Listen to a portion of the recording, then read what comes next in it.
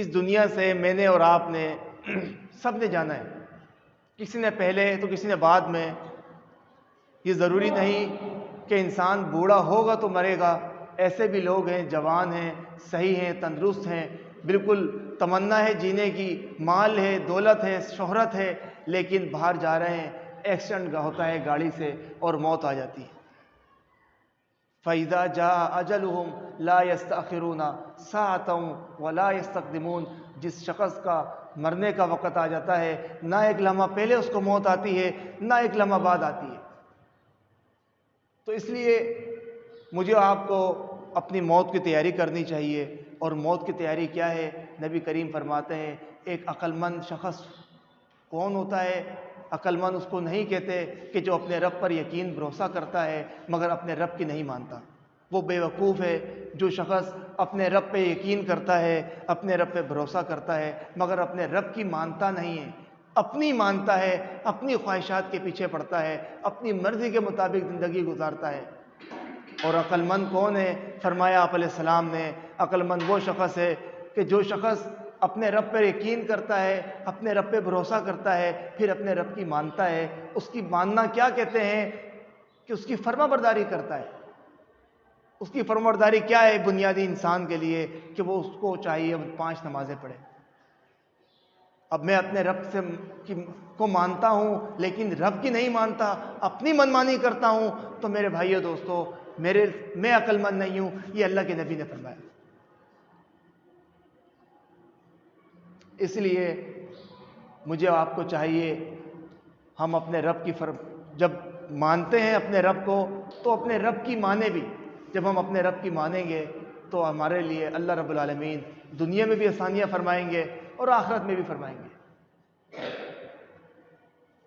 اسی طریقے سے آپ علیہ الصلوۃ والسلام فرماتے ہیں من قام بعشر آیات لم یکتب من الغافلین۔ جو شخص 10 آیتیں اگر پڑھتا ہے روز تو اس کو نیکوں میں لکھا جاتا ہے، غافلوں میں نہیں لکھا جاتا۔ اور فرمایا جو شخص 100 آیات اگر روز پڑھتا ہے تو فرمایا اس کو قانتین، اللہ سے ڈرنے والے لوگوں میں لکھ دیا جاتا ہے۔ اور جو شخص 1000 آیتیں اگر روز پڑھ لیتا ہے تو فرمایا اس کو مقنطرین، اللہ کے برگزیدہ اور خزانہ پانے والے لوگوں میں اس بندے کو لکھ دیا جاتا ہے۔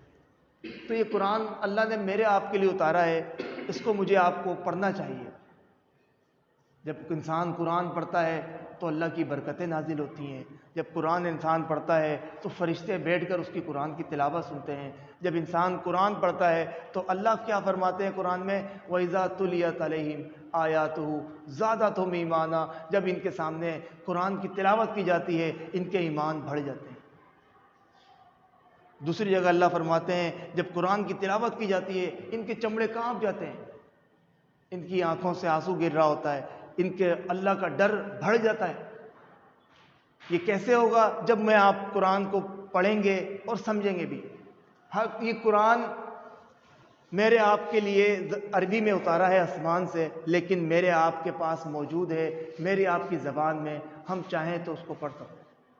اگر میں آپ پڑھیں گے یقیناً میرے بھائیو دوستو ہم ہدایت کے راستے پہ چلیں گے، ہمارا گھر ہدایت کے راستے پہ ہوگا۔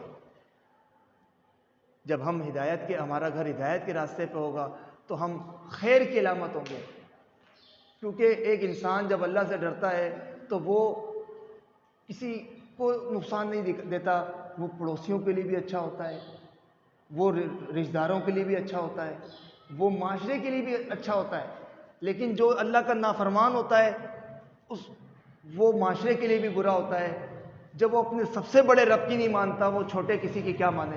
وہ پھر دنیا میں ہر ایک کے لیے برائی کا سبب بنتا ہے۔ جانور بھی اس سے تنگ ہوتے ہیں، روڈ کے راستے بھی اس سے تنگ ہوتے ہیں، اور نیک انسان راستے سے پتھر ہٹاتا ہے نہ کہ وہ انسان کو تنگ کرے۔ اور برا انسان جو ہوتا ہے وہ اپنے معاشرے میں، اپنے لوگوں میں، اپنے قبیلے میں، ہر جگہ لوگوں کے لیے برائی کا سبب بن رہا ہوتا ہے۔